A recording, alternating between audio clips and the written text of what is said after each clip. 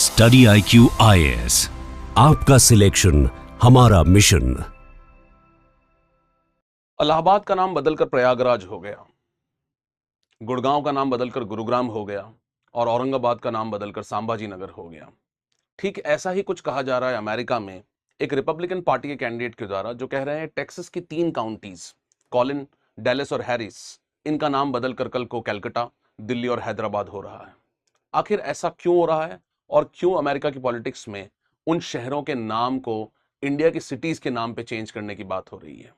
आखिर देखिए, अमेरिका के अंदर इंडियंस का बोलबाला है और इंडियंस की पॉपुलेशन, जो कि एनआरआई जिनको हम कहते हैं, उनका भी बहुत ज्यादा बोलबाला है। क्यों? क्योंकि वो एक सिग्निफिकेंट कॉन्ट्रीब्यूटर्स हैं अमेरिकन इकोनॉमी में। लेकिन अमेरिकन पॉलिटिशियंस इस बात से खुश नहीं है और वहां की जनता भी इस बात से खुश नहीं है। इसीलिए वहां के एक अटॉर्नी जनरल कैंडिडेट एरन रिड्स ने कहा है कि अगर टाइमली इंडियन इमिग्रेशन को रोका नहीं गया, यानी कि इंडियन एनआरआईज को वहां काम करने से रोका नहीं गया, तो कल को उनके काउंटीज कॉलिंस, डैलस और हैरिस का नाम बदलकर कलकत्ता, दिल्ली और हैदराबाद हो सकता है। और उन्होंने ये कहा है कि जो ये सब सिचुएशन क्रिएट इसलिए हुई है क्योंकि इंडियन इमिग्रेंट्स जो वहां जॉब कर रहे हैं और H1B वीजा को उन्होंने एक स्कैम की तरह बताया है।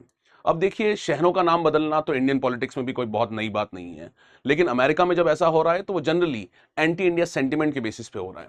अब देखिए, अगर हम वर्किंग पॉपुलेशन को देखें, हर कंट्री के अंदर वर्किंग पॉपुलेशन अपने शहर से बाहर निकल कर जाकर कई और जगहों पर काम करती है। फॉर एग्जांपल इंडिया का एग्जांपल लें तो इंडिया के अंदर आप देखेंगे कि बिहार की पॉपुलेशन बिहार से बाहर निकलकर कई स्टेट्स के अंदर लेबर की तरह कंट्रीब्यूट करती है। ठीक इसी तरह से नॉर्थ इंडियन आईटी इंजीनियर्स जो है बेंगलोर में जाकर, चेन्नई में जाकर, हैदराबाद में जाकर, पुणे में जाकर काम करते हैं। ठीक उसी तरह से इंडिया के इंजीनियर्स और इंडिया की सबसे एजुकेटेड एलिट्स जो हैं वो यहां से बाहर जाकर अमेरिका, जो कि एक थ्राइविंग इकोनॉमी है, वहां जाकर कंट्रीब्यूट करते हैं और वहां जाकर काम करते हैं और वो उसका बेनिफिट उठाना चाहते हैं। अब देखिए, होना तो कुछ ऐसा चाहिए कि ये जो इमिग्रेंट्स हैं, ये जो लोग यहां से निकलकर बाहर जाकर काम कर रहे हैं, इनके कंट्रीब्यूशन को देखते हुए इनकी समाज के अंदर बहुत हाई इज्जत होनी चाहिए, लेकिन ऐसा हो नहीं रहा है।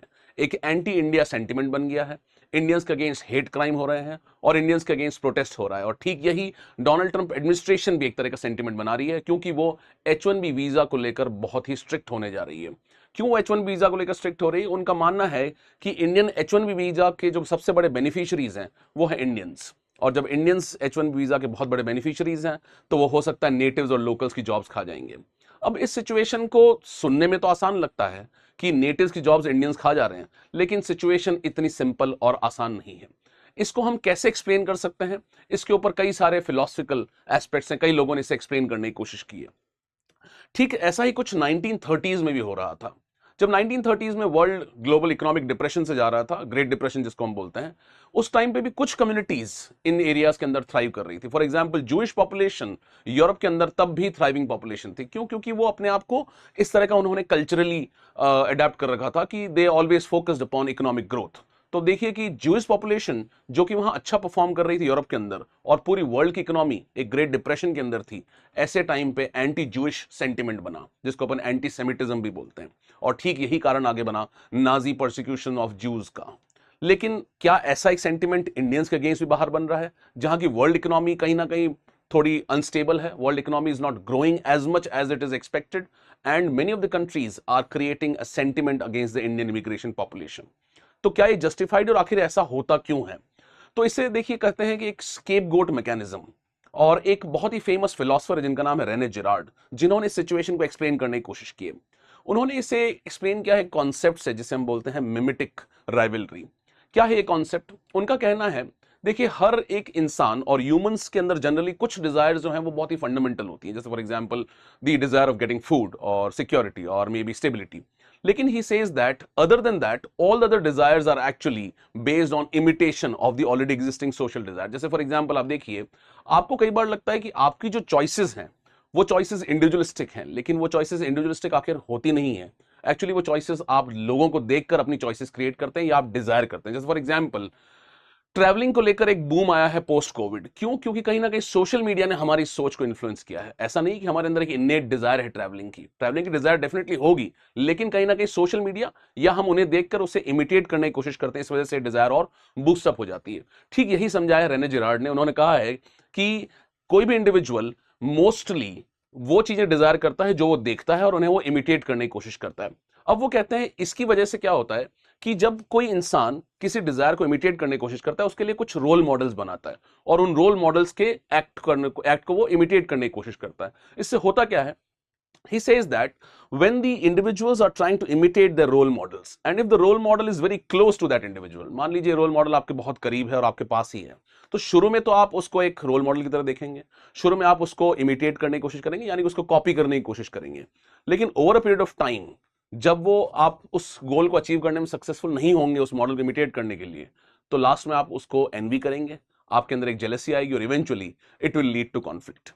ठीक यही कहा जा रहा है इंडियंस के against in United States of America, who are one of the most important contributors to the US economy, who have contributed a lot to the US economy. Sundar Pichai, Satya Nadella, इन सभी के नाम हम जानते हैं और सिलिकॉन वैली भरी पड़ी है इंडियन इंजीनियर्स के कंट्रीब्यूशन से।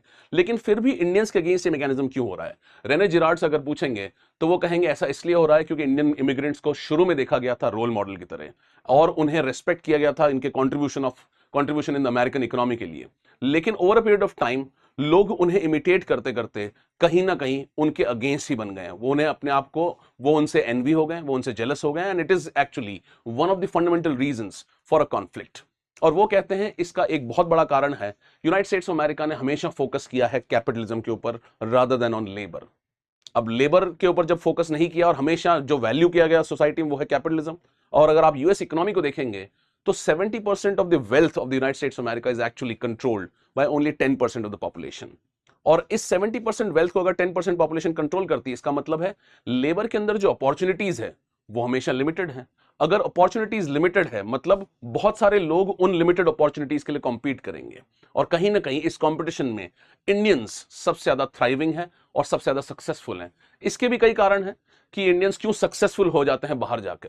इसका सबसे पहला कारण है social access to education in India, कि इंडिया में एजुकेशन रिलेटिवली इजी है और रिलेटिवली एक्सेसिबल है और अफोर्डेबल भी है। दूसरा, इंडिया में ग्लोबल एलिट इंस्टीट्यूशन जैसे आईआईटीज, एनआईटीज या बहुत अच्छे मेडिकल इंस्टीट्यूट्स हैं, जिसकी वजह से इंडियंस को बाहर वैल्यू किया जाता है, और इसी वजह से इंडियन इंजीनियर्स की यूनाइटेड स्टेट्स ऑफ अमेरिका के अंदर भी उतनी ही वैल्यू है।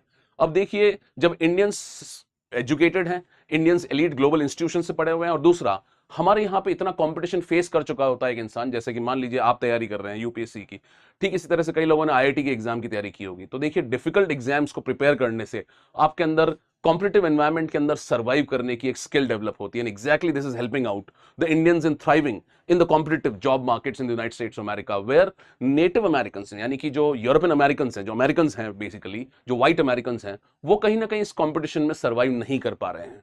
इंडियंस इसी सिचुएशन के लिए अडेप्टेड हैं। इंडियंस इनोवेशन के लिए भी जाने जाते हैं, जैसे हम जनरली एक जुगाड़ कहते हैं।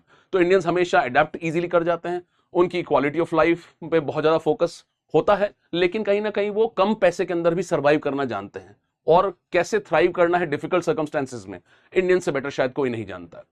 अब देखिए, जब यूएस की इकोनॉमी के अंदर कैपिटलिस्ट हमेशा फोकस रहा है कैपिटलिस्ट के ऊपर और लेबर के ऊपर फोकस नहीं रहा है, यानी कि लेबर की जॉब जो है लिमिटेड है, प्लस जॉब मार्केट भी कहीं ना कहीं चेंज होता रहता है बिकॉज ऑफ न्यू टेक्नोलॉजी, जैसे AI is disrupting the job market.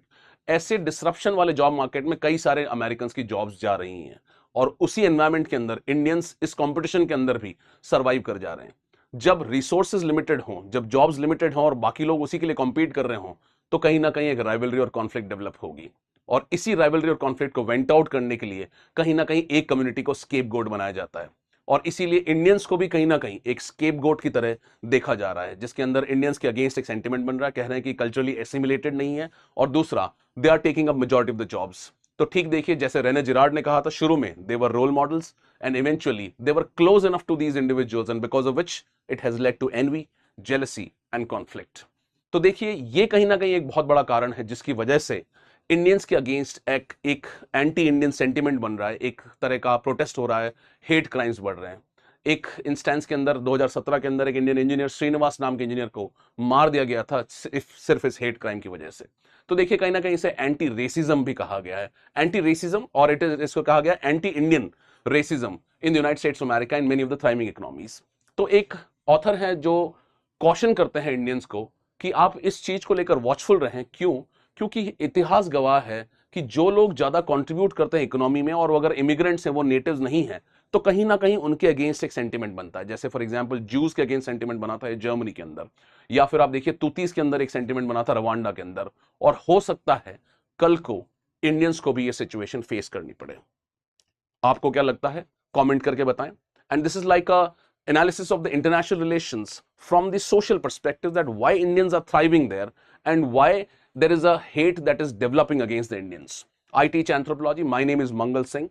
If you want to join my anthropology course, you can enroll in the anthropology course by using this code MSc Live. अगर आप MSc Live code use करेंगे तो you can get this course in a very affordable price. So anthropology, as you know, is a very important optional subject in the UPSC mains examination. If you choose anthropology as an optional, I'm there to guide you. I've successfully mentored many successful candidates with anthropology as an optional. Use the code MSc Live. Thank you so much. Study IQ IAS, आपका selection हमारा mission.